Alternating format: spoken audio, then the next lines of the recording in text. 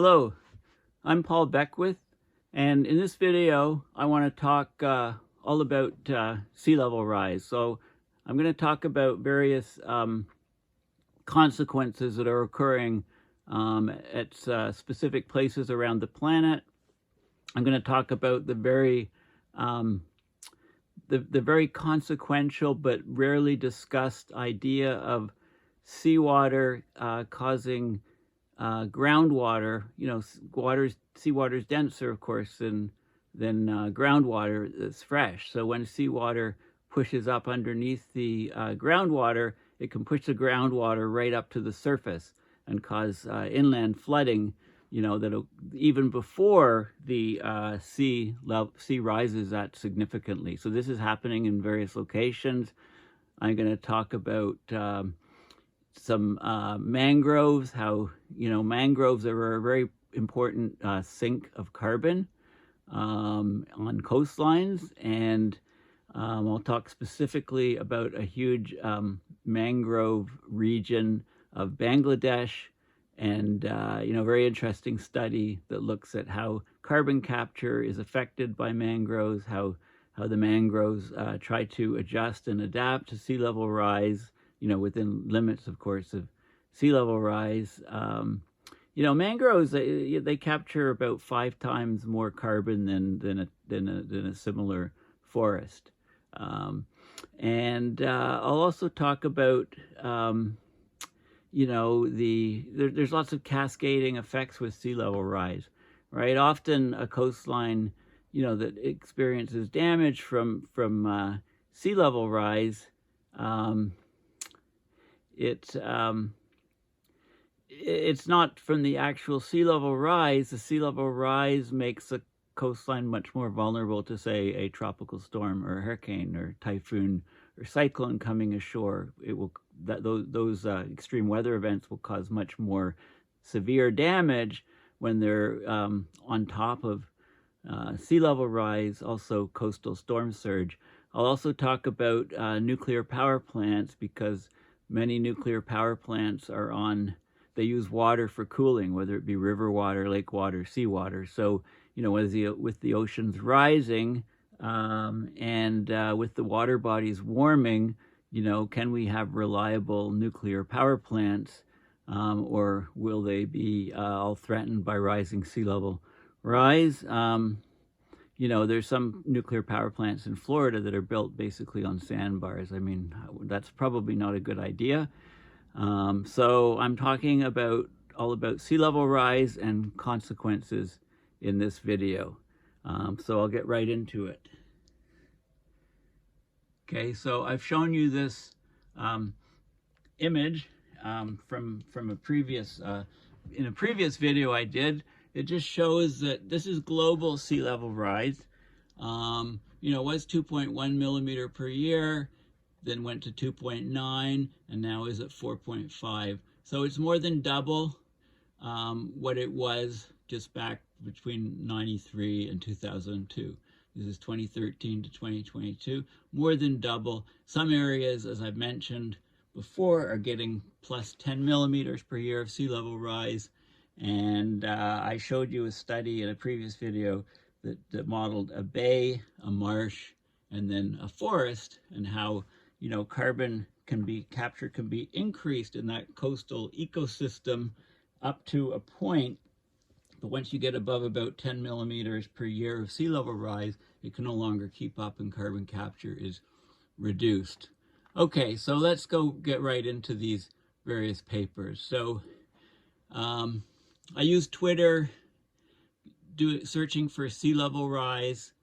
You can put the hashtag in and put sea level or whatever, but you don't need, you can just, search for a term and it brings up the top and the latest, etc. So this is what I did, and I looked at a lot of these, some of these most interesting articles, right? But that's a way to, it's a simple way to get lots of information on a given subject. So highly recommend it. Just if you don't have a Twitter account, just do it so you can do these searches for topics. Okay, so this paper here from just this article from just a few days ago New findings on shallow groundwater rise highlight a climate risk not addressed by policy.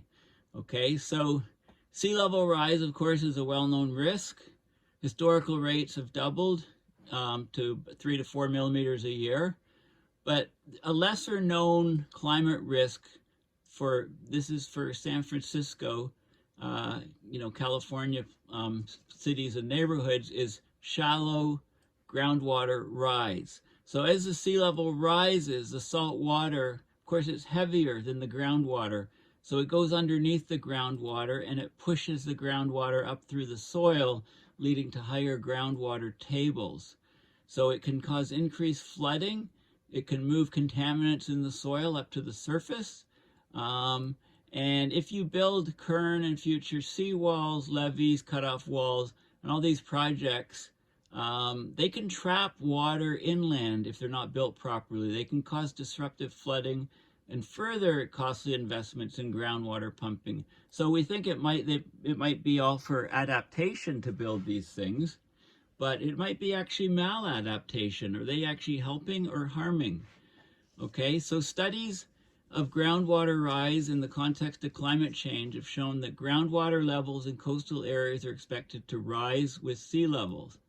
So there's a growing understanding of the risks associated with coastal groundwater rise, but it's still an under-researched area. So the Bay Area had this coalition of a climate institute, San Francisco Estuary Institute, Berkeley people, and they released a report called Shallow Groundwater Response to Sea Level Rise, and I'll show you a few of the key things in that report. But this is showing some of the regions, so Alameda County, Marin County, and a couple other, San Mateo County, San Francisco. And what it's showing is, it's showing the current conditions, the depth to the water. So this is the groundwater, the depth of the groundwater, and it's basically emergent. The water is emerging from the ground in some of these dark purple areas, okay? And it's actually down to 0 to 3 feet is the reddish, greater than 9 feet is the broad yellow, oranges 3 to 6, 6 to 9. So what you can see is that groundwater is actually not that far below the ground. So when sea level is rising and getting underneath the groundwater, it can push that up, and you can get flooding. You can get, when it goes to 0, it becomes emergent. The water comes out of the ground in pools.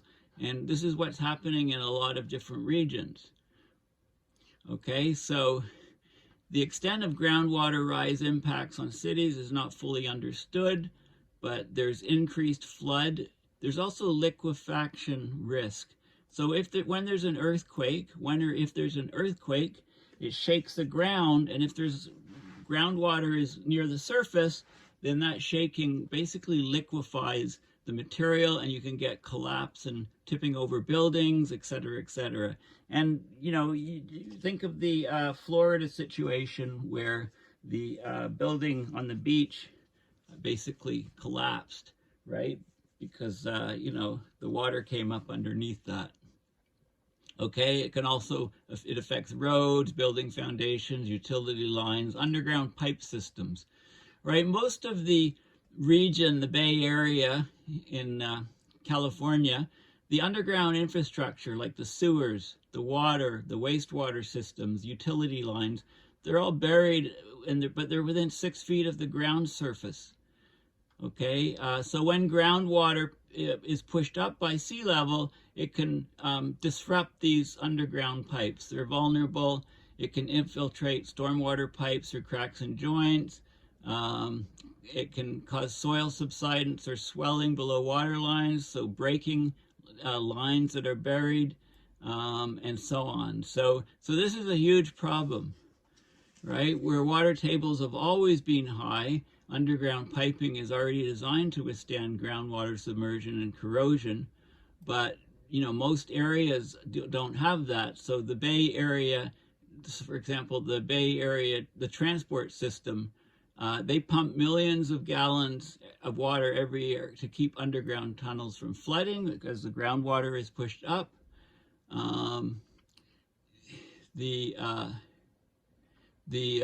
BART's pumped out around 65 million gallons of water every year due to the station's proximity to a creek. Okay, so there's a huge problem. There's a huge issue, with rising sea level causing rising groundwater. So rising groundwater can release toxins from industrial sites into underground pipes. So this is an example here. If you have the sewer mains and then you get groundwater coming up, then it can actually cause a volatile organic compound plume. It's got the piping. This is the sewer main. There's your toilet and bathroom. Stuff goes down through the pipes and in. And when the water's coming up, it can push the VOCs. It can reverse the flow. So these gases can come from the sewer mains right up into your house, contaminating your indoor workplaces. They can enter homes, schools, workplaces through cracked plumbing seals, creating serious health hazards. So we need to really monitor indoor air quality. It's vital that we monitor indoor air quality. Liquefaction. When you have a saturated ground, when the soils are saturated with water, so groundwater is near the surface or a few feet under the surface, when you have an earthquake, you can get liquefaction, especially on reclaimed marshlands and wetlands or artificial fill.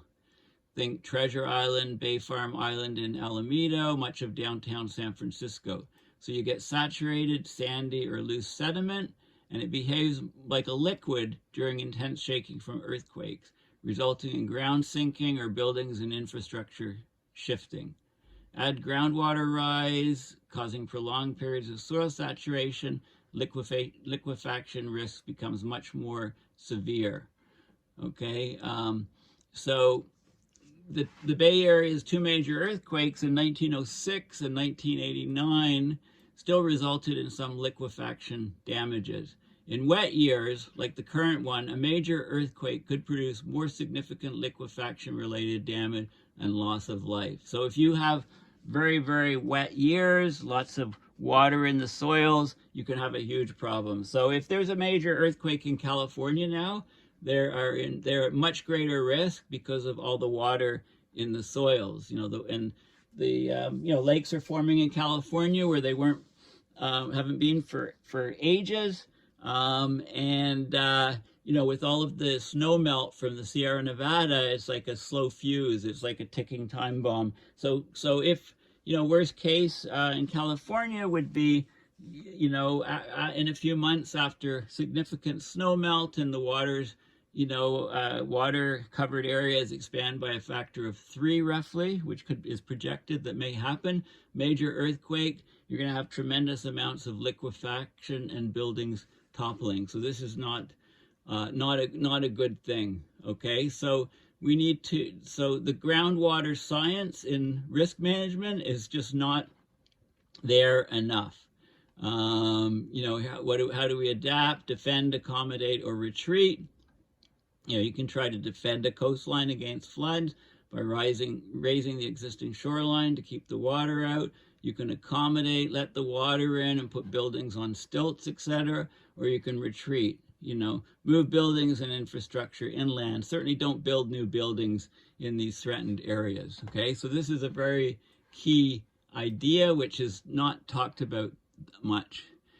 Now this is a paper that was referenced in the previous article, Shallow Groundwater Response to Sea Level Rise.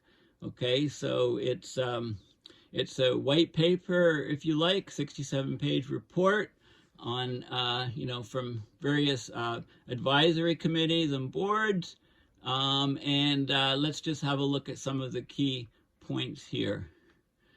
Okay, so some of the things that, there's challenges to infrastructure. Contaminated sites, water percolates up, it can spread the contamination. Liquefaction, I've just mentioned. Emergent groundwater, it's when the groundwater comes up right to the surface and emerges from the ground. And how we can study it, we can monitor wells, geotechnical reports, the tidal datums, tributaries and lagoons. We need places to soak up water. You know, here, high groundwater within 6 feet of the ground surface, emergent groundwater, it's above the ground surface. Okay, so there's a lot of GIS mapping done to see what areas are at risk. Lots of images. So, you know, basically low-lying, the response of shallow groundwater to sea level rise is a relatively new field of study. For low-lying coastal communities, sea level rise adaptation efforts must consider the potential for groundwater rise to avoid maladaptation instead of adaptation. The need to better understand this slow and chronic threat was identified as a critical data gap in the San Francisco Bay Area's adaptation efforts. Okay, so we need to have a better understanding of groundwater rise so that we know, you know, can take the best adaptation measures to stave off what's coming. Low-lying inland areas could flood from below by emergent groundwater long before coastal floodwaters overtop the shoreline. Okay, so this is a key thing. So what they did is they used GIS, geographic information systems, data to you know, map out different places and see where the threats were, you know, what the present depths of the groundwater are. So let's look at some of the figures here. So infrastructure, you know, of course. Okay, so this is long-term observations at a monitoring well near High Street and Gibbons Drive in the city of Alameda. And, you know, from 2002 now, we've got precipitation in inches is the lines here. Okay, and what we have is this is the depth to the water. So that this is the groundwater height or depth under the ground. So the ground level is 0 here. So what you can see is, you know, you get a major rainstorm, then there's a lag, the water soaked into the ground. It brings the groundwater up to about a foot, basically, just a foot down. So it's a very high groundwater. And then this year here, it went up almost to 0. And then in 2017, it went basically to 0. So water was just appearing at the surface from the groundwater rising up. And this was just from precipitation. It wasn't from sea level flooding, right? The smallest recorded depth to water measurement during this period occurred in 2017 when the depth to groundwater was 0 or at the ground surface. So the groundwater came up to the surface and bubbled up and created small pools of water, some lakes where there wasn't, small lakes, ponds, etc., etc. And this was a response to just precipitation. Okay, so that's a key factor. It's not just sea level rise. So here's some, here king tides in January 2022. So groundwater infiltrated into the city of San Leandro storm sewers along Marine Boulevard. It percolated out of manholes and it flooded roadways. Okay, so the waters, this is the groundwater breaking the surface, causing the flooding. And here's some other examples of groundwater coming, king tides, so very high tides because of the orientation of the sun and moon, and or the moon on the earth, also, you know, a bit the sun too, but most, you know, tides over a moon situation. So groundwater intrusion into the sewer system provides a pathway for inland flooding when bay tides are high. Okay, and then that can cause pavement failures. So when the groundwater table elevation exceeds the design conditions, the infrastructure is at risk of damage. Rising groundwater can destabilize foundations, flood basements and other underground structure, and increase infiltration into sewers. And it can also take out all of the buried infrastructure, like the sewer pipe, the water pipes, the electrical, etc. Lots of stuff is under the ground. And it can sever those lines and cause huge problems. Here's some more groundwater flooding. You know, the contaminated sites are a big problem, right? Because the pollutants can be spread. If the groundwater table rises above the highest annual groundwater table considered in the remediation methods and plans of the contaminated sites, will the contaminants that remain underground be affected? Right? This is a huge area, huge thing. Of course, the Bay Area is riddled with fault lines. Movements along these faults can trigger an earthquake. 63% probability of a major 6.7 or greater earthquake in the Bay Area in the next 30 years. This was predicted in 2007, and this will cause areas with high groundwater to liquefy. Liquefaction occurs when loose and saturated soils that behave more like a liquid than a solid during an earthquake. As the ground shaking, it just shakes the soils and water, and it basically liquefies, and there's no structural support, so buildings can just collapse or tip over or whatever. Wetlands and ponds occur in areas where the groundwater table is at or above the ground surface. Okay,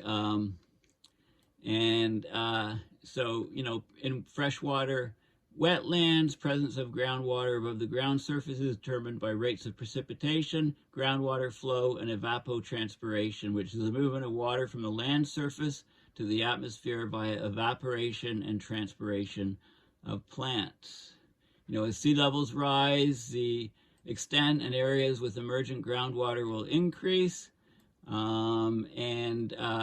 that will cause problems well before the actual sea overcomes the land surface. So here's another area of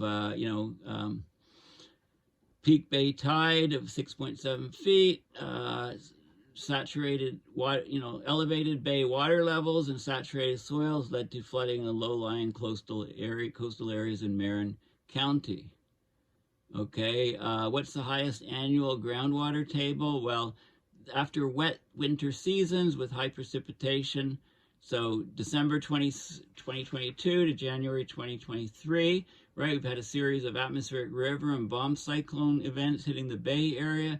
Daily precipitation totals exceeded a 100-year rainfall event. The back-to-back cascading nature of these storms left the soil saturated, so a very high groundwater table. The highest, one of the highest measured. So if there was a major earthquake soon in California, the damages from the liquefaction because of the very high groundwaters would be extremely severe. So they talk about how they're monitoring it using wells, and they showed area maps of what they did, geotechnical reports to look at what's going on under the ground, tidal datums, tributaries and lagoons coming into the area, right, because they could all carry water in, and they looked at what they can expect from seawater rise, and it worsens the problem, of course. So what else do they have in here? Looking for pictures. So there's some December 2017 king tides, emergent groundwater along Interstate 880 near the Coliseum Swap Meet in Oakland. Coliseum Swap Meet. Okay, so high groundwater is defined as the groundwater table. The groundwater table is within 6 feet of the surface.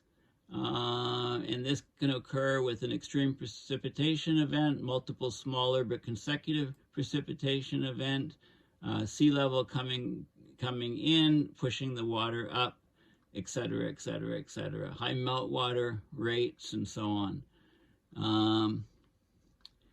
So let's have a look. I think there's some more maps. Okay, so this is a projection with 48 inches sea level rise. So that's 4 feet of sea level rise, and you can vary the predictions here.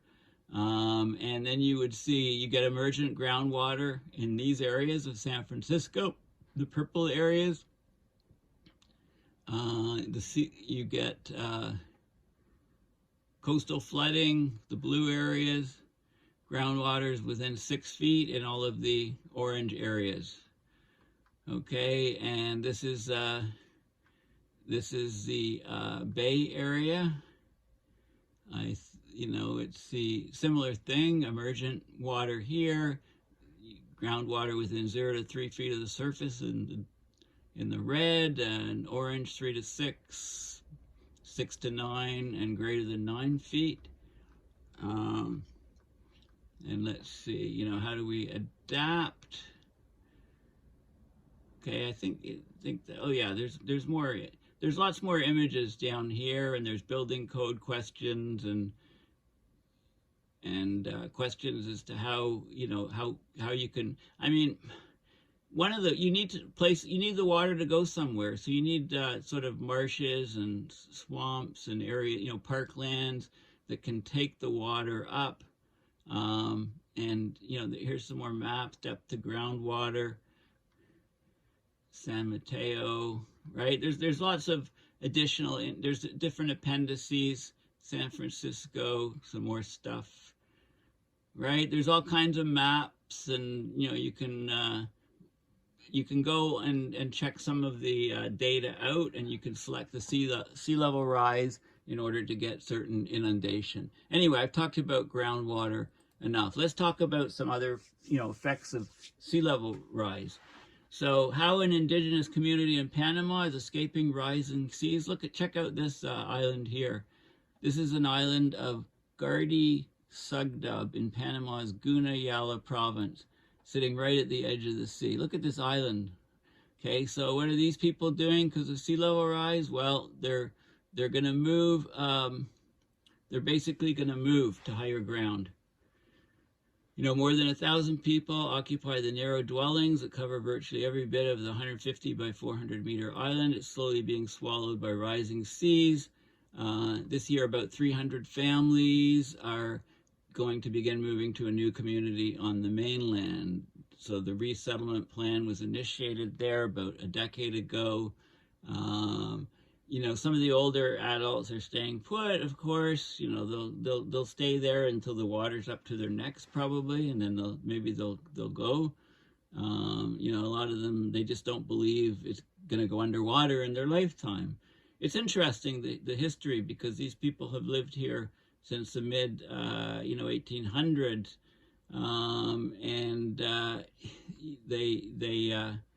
so all the islands in this sandblast archipelago will eventually be underwater and uninhabitable. Some may need to be abandoned very soon, while many others not for decades. So here's Panama. This is the Gunayala area, where there's 350 islands, and this is the whole area that is becoming inundated. How much are the seas rising? Well, you can see, from this island, from this map here, right, there's Panama here. So you can see how much the sea level rises. It's about 4 millimeters per year. So look at some of these areas, it's much, much higher, of course, 8, even 10. You can see there's a lot of variation, and land might be subsiding in some places as well, affecting that. There's a lot of other factors, but there's the currents, etc., the water temperature, because water expands, and so on. Okay, so they're moving. Here's some residents. They face overcrowding and rising seas, and there be the displacement. Okay, so there's a report in Panama Ministry of Housing, the Displacement Solutions Report. Displacing people, moving people, providing money for them to be able to do that. Okay, so that's how they're adapting. Of course, climate and human impacts on hydrological processes and flood risk in southern Louisiana. Southern Louisiana is losing tons of land to rising sea level. So sea level rise is a huge factor. There's also climate-induced hydrological change. So severe weather events, extreme storms, tropical rainfalls, massive flooding, and then that water has to make its way to the ocean through the bayous, etc. So the wet flood control structures are used, how the human response is, huge amount of increased flood risk over southern Louisiana. Water management reduces flood risk to urban areas and croplands. But, you know, the flooding, you know, also southern Louisiana is sinking, right? So there's a huge increase in the risk. There's a huge increase in the number of people exposed, et cetera, et cetera, et cetera. So it's like, you know, it's one of the many canaries in the coal mine, if you like. Puerto Rico has declared a state of emergency just recently on coastal erosion. So it's, you know, government's putting emergency funds to implement nearly 24 measures to offset the ongoing loss of land and minimize its effects. That includes relocating homes, creating artificial reefs, planting mangrove trees, and adding sand to beaches. Puerto Rico has nearly 700 miles of coastline. 2/3 of the island's 3.2 million residents live along coastal areas. More than 20% of those people on coastlines are in areas with high risk of flooding. More than 60 miles of shoreline have migrated inland in previous years. Much of the erosion is based on Hurricane Maria, which was a Category 4 storm that slammed the island in September 2017. So future storms will be more powerful and occur more often. By July 2018, erosion was identified in 40% of Puerto Rico's beaches, and accretion, which is the accumulation of sand, was found in 60% of beaches. Okay, yeah, so this is a you know, big deal for, you know, many places, of course. This is an interesting website where you can get information on the U.S. the National Estuarine Research Reserve System. Now, estuaries are these bodies of water. You know, you've got the fresh water from rivers, especially if the land's very flat, it spreads out into these deltas, and then it meets the ocean, the sea. So there's usually a combination of, there's usually brine in these regions, and you can look and download, you can look at data across the country. And like, let's, for example, pick the data graphing and export system, and so you can choose a place. Let's look at a place in Florida, maybe. Let's look like here, for example, and then you can choose a station. So you pick one of these monitoring stations here. Okay, and then it gives you up-to-date conditions, and you can choose the data. You can pick data. It says choose data. Current conditions are not available. What data? You can get data from a certain time scale, etc. You know, you can get it to plot, to look at things, etc. So it's a very good research tool if you want to know more about these, you know, the estuaries that are at risk in the U.S. Of course, scientists predict a 16-meter sea level rise even if the Earth stops warming right now. Well, over what period of time? It's just that 3 million years ago, when the temperatures were a few degrees warmer than they are now, the seas were 16 meters higher. So, yeah, basically, not a lot. I mean, I just thought it was interesting. I like the image there. The Earth is floating in the water. I think that's why I picked this website. Okay, so I talked about this paper briefly in a previous video. So rapid sea level rise along the U.S. East and Gulf Coast. You know, it's got the sea level rise in different places, and you can see, you know, they talk, okay, so I talked about that, and that brought me to this, rapid sea level rise along the U.S. East and Gulf Coast and its impact on hurricane-induced storm surge. Of course, you know, as bad as hurricanes are, with the storm surge pushing that water up, if the background water, you know, if a high tide, because given rapid sea level rise with a king tide, then you have the hurricane storm surge, the water can surge inland for many, many miles, and you run into huge problems. I think that's pretty obvious. There's lots of studies that are showing how much more the damage is. Now, mangroves are a very important coastal region for capturing carbon. Okay, so this is a paper, a new paper, 2023, that talks about how biological factors, non-biological factors, and functional variables drive below-ground soil carbon stocks along stress gradient in the Sundarbans mangrove forest, and this is in Bangladesh. So let's just look at the image. Very detailed study. The structural variables for so mangroves are in the soils right on coastlines, so they're salt tolerant, of course.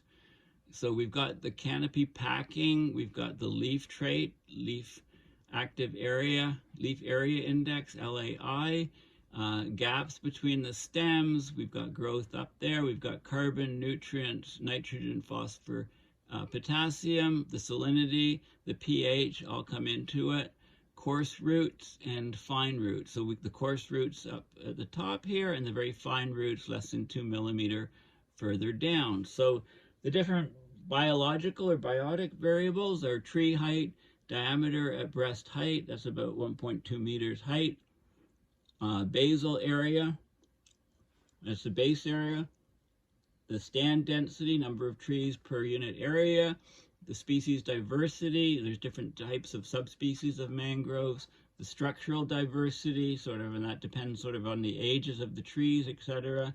Leaf area index determines how much photosynthesis there is. Canopy packing, you need light to come in, so if the packing's too high, then each tree is less efficient.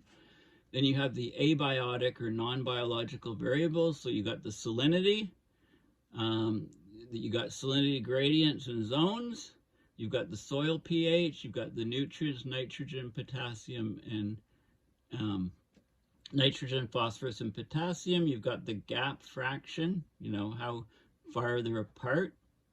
You've got the functional variables, above ground biomass, biomass growth, soil organic carbon content, and root carbon, coarse roots plus fine roots. So you've got all these things.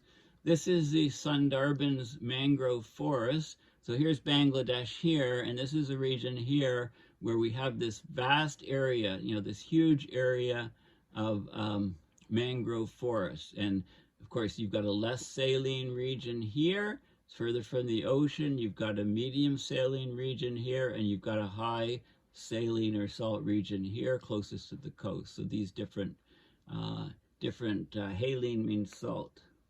Okay, different regions. So they studied this to try to estimate the amount of carbon stocks and to see how that would decrease with sea level. And this is interesting. This is like a correlation matrix. So positive correlation is blue, negative correlation is purple or pink, and the darker the shade, the higher the correlation. So for example, the diameter at breast height and the height, okay, they're correlated, of course, very strongly positive. The taller the mangrove, the larger the diameter of the tree will be at breast height. Let's pick a really negative one here. So the diameter at breast height and the density, they're very strongly negative correlated. Okay, so that you got far fewer trees, density, if the trees are bigger. Okay, so you can look at all these different factors, right? The pH, the different nutrients, the root carbon, the soil organic carbon, all kinds of different stuff, and look for they did the correlation studies, and basically they looked at how things changed with sea level rise as well. Okay, so that's a very interesting study, and I just want to come up to the beginning here.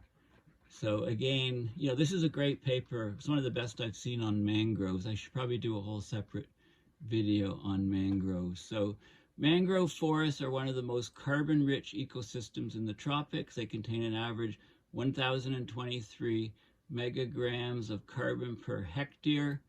The ability of mangrove forests to store about 5 times more carbon to soil than other terrestrial forests make them important carbon sinks. So preserving mangroves is very, very important.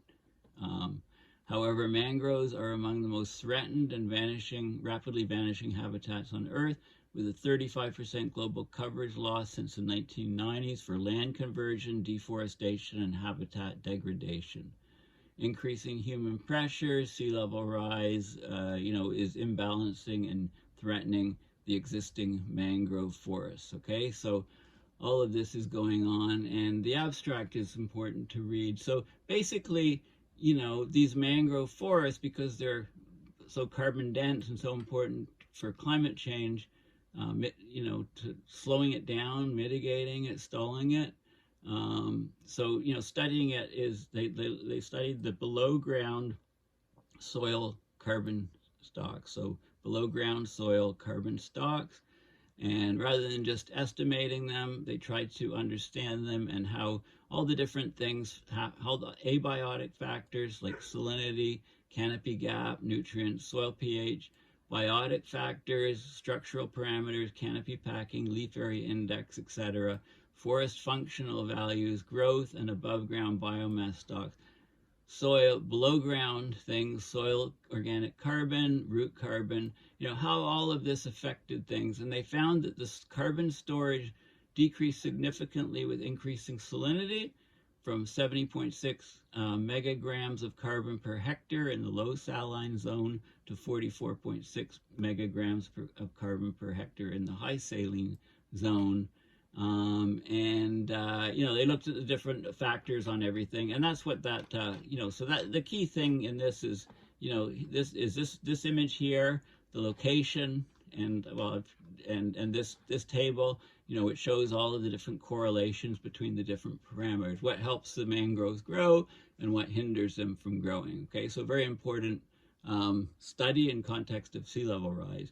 Now, of course, this is abnormal sea level rise in the U.S. South makes these hurricanes much more devastating. So there's studies on that. They give an example of this region called in Pensacola. So Pensacola, Florida, I believe, home purchase today in Pensacola will be underwater before the mortgage is paid off.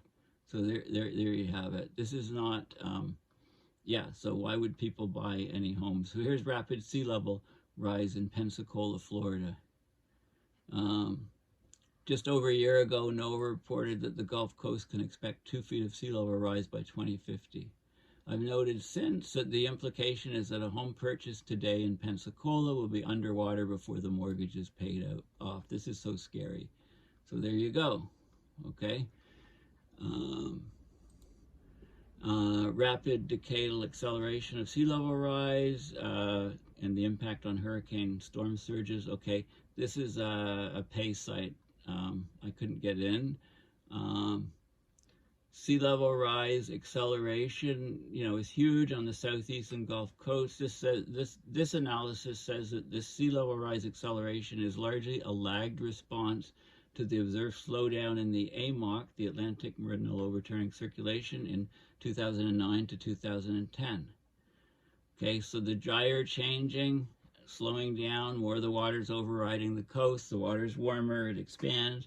So all of this is adding to 10 millimeters of sea level rise in some of these regions. A new study finds sea level rise accelerating. This is just a good some good graphics here. This is from a few years ago. You can see the amount of sea level rise and how much it's occurring and so on. It's a study from a few years ago, but it's things have accelerated even more.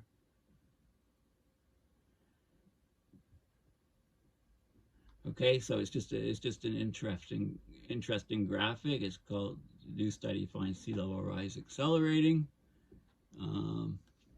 Okay, let's move on. So here we go. This is our coastal nuclear power plants ready for sea level rise. Coastlines are home to approximately 1 in 4 of the world's 460 working commercial nuclear reactors. Now, this would be considered 2 nuclear reactors at one location. I don't think it's 460 sites. I could be wrong on that. But anyway, 25% of them are on coastlines. Many are on rivers and lakes and freshwater sources.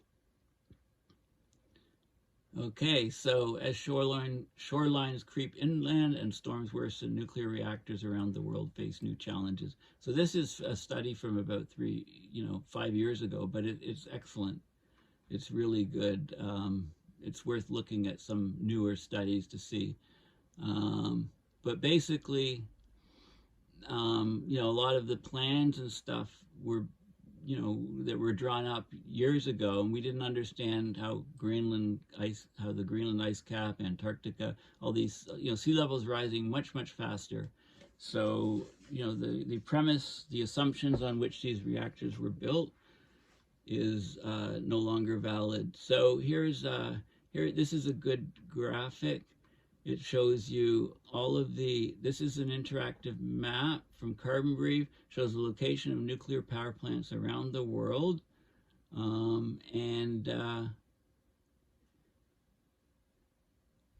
Okay, this is the capacity of them in megawatts. You see most of them are in the global north. And you can click on a particular one to have a look at it. Date of construction. Okay, this is the one that was this is in the Ukraine, one of the largest in the world, actually. 5,700 megawatt E. Okay, are there any bigger ones? What's this one? 5,380. Okay, so operating, offline, shut down, under construction. Okay, yeah, so you can click on them to get more information. So you can see, the ones are on coastlines are of concern. There was no consideration of climate change when most U.S. plants were built. They used conservative models for historical reference. They built them in a calm period. There were not major storms. Okay, this is Hinkley C in the UK. Could have problems with flooding. Okay, threats from storms, category 4, category 5 typhoons. Some U.S. plants are highly vulnerable, like St. Lucia and Turkey Point stations in Florida. Okay, so I think this is St. Lucia nuclear power plant. It's on an island. It's on Florida's Hutchinson Island. It's among the U.S. coastal plants considered most vulnerable to storm surges. So here it is. Here's the ocean, right? I think it was built, and Turkey Point, I think it was built on a sandbar, basically. So things need to be reassessed in light of what we know now about sea level rises and stuff. Okay, so there's this article. And again, I found all these things just by zipping along on Twitter, on sea level rise, the search for sea level rise on Twitter, and you get loads and loads of stuff. World scientists warning of a climate emergency. I've talked about this paper, but I really like the diagrams in it, the images here, and the ones affecting sea level rise, of course, are down here. Greenland ice mass change, Antarctic ice mass change, glacier thickness change, ocean heat content, huge rise, so therefore the oceans are expanding, sea level change, millimeters relative to 20-year mean. Okay, so this is really useful information, just good to remind everybody of that. So global survey shows that planners use widely varying sea level rise projections for coastal adaptation. Okay, there's huge differences in what different planners in different countries are projecting for sea level rise and using them. So there were 253 coastal practitioners again engaged in adaptation planning from 49 countries. They answered this survey in 9 languages. While recognition of the threat of sea level rise is almost universal, only 72% of respondents currently utilize sea level rise projections. So 38% don't, 28% don't even consider it. There's no global standard for the projections. 53% plan based on a single projection. The remainder used multiple projections. 13% considered a low probability, high-end scenario. Only 13% of them considered, a case that, the trajectory that we're on, basically. So this is just an interesting, I just wanted to point out this, this is some of the nations that responded, and this is the percent of respondents using future sea level rises in their projection, in their planning projection on building on coastlines. So, yeah, there's a huge discrepancy, and a discrepancy among continents, etc. And yeah, it's, and of course the science keeps changing, and sea level rise is worse and worse than what people think. Okay, record rise in China's sea levels threatens coastal cities like Shanghai. This is an article just from a few days ago. So in 2022, China's coastal sea levels were about 3.7 inches higher than normal, making it the highest since records began in 1980. The sea level was 10 millimeter higher in 2021, and I believe it was 10 millimeters higher than the year before that. China's sea levels have increased by an average of 3.5 millimeter per year since 1980, an average of 4 millimeter per year since 93. Global sea level rise has risen 3.4 millimeter a year over the past 3 decades. In the last 11 years, China's coastal sea levels were the highest since observations were first recorded. About 45% of China's population of around 1.4 billion, and more than half of the country's economic output comes from coastal regions. There you have it. So, yeah, Shanghai, country's most developed and richest city, is, threatened by sea level rise. Of course, it's the higher sea levels have aggravated the impact of storms, dealing a severe blow to provinces, and so on. So huge economic implications. China is very vulnerable with all those people and all that economic activity on coast. And I talked about this graph, which is in this paper, which I talked in a previous video. Of course, sea level rising at twice the global rate in the Gulf. There's another article about that. It's had a lot of press. Now, of course, in U.S. housing markets, there's unpriced climate risk, huge unpriced climate risk. So this is an interesting study just published online recently. So climate change impacts threaten the stability of the U.S. housing market. In response to growing concerns that increasing costs of flooding are not fully captured in property values, they quantified the magnitude of unpriced flood risk in the housing market. They compared the empirical and economically efficient prices for properties at risk.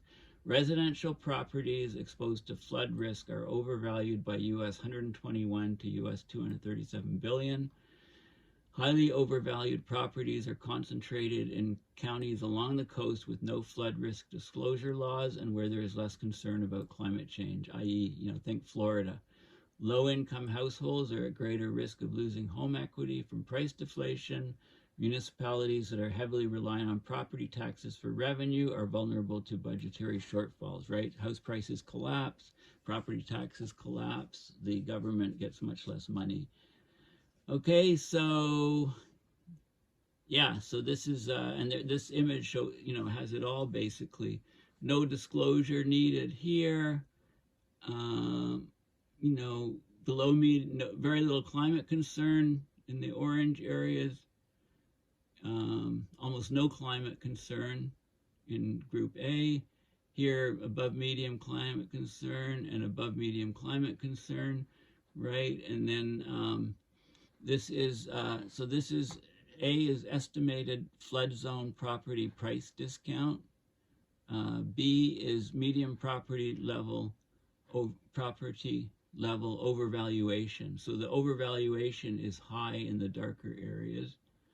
And then this is property overvaluation as a proportion of the total fair market value of all properties. So, and total overvaluation in dollars. Okay, so, look at 10 billion, 5 billion, 10 billion, all these regions here. Okay, so this is not just coastal flooding. This is also flooding, I guess, from, other type of flooding. torrential rains, flooding.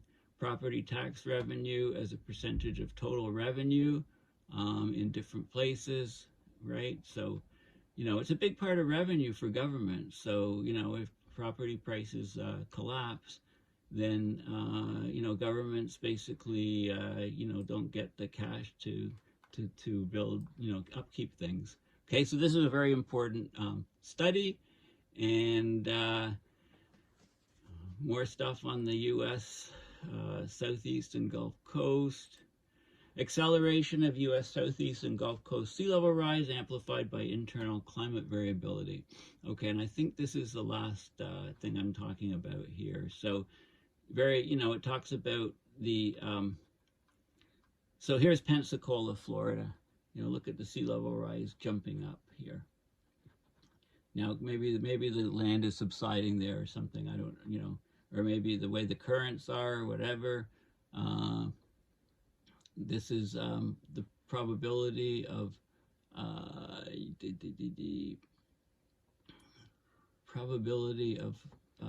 flooding occurring, coastal flooding. Anyway, Pensacola, Florida, don't get a house there. This is a whole bunch of different stations, the rate of sea level rise in millimeters per year. Notice it goes up to about 15 here. You know, look at this, like Cape Hatteras here is the reddest, and Cape Hatteras is here, Florida Keys is here. This is from the 1925 to 1900 to 2025, something like that, to now, and the rates of mean sea level rise along the coast since 1900. Yeah, so you can see there's no excuse for people buying, you know, right along the coastline where sea level rise is accelerating. This is the acceleration of mean sea level rise from tide gauges, satellite altimetry, and steric height, 1993 to 2020. The acceleration coefficient is in millimeters per year squared, and you can see, you know, huge amounts of sea level rise, you know, in these areas. You know, the acceleration is enormous. Some more data and projections, and so very non-linear rise, and they look at the different causes, coastal winds causing certain anomalies, river discharge. If it increases, it takes time for the water to get away from the coast. Rossby waves, so the prevailing winds and the climate and so on. So there's lots of data in this study. So, you know, if you live along the coastline, you want to pay attention to these sort of studies. Okay, well, this has been a long video. Thank you for listening. Please consider donating to my PayPal account to support my research and videos. And yeah, make sure you follow me on Facebook, paul.beckwith.9, and my Twitter account at Paul Beckwith, and I'm also post on LinkedIn, I post on Instagram now, I post on Quora, and I'm going to start posting on, you know, Mastodon and all Telegraph and all of these other things as well. I'm trying to reach more people, so you can help me out by sharing and by also supporting my research and videos. So thanks again, and bye for now.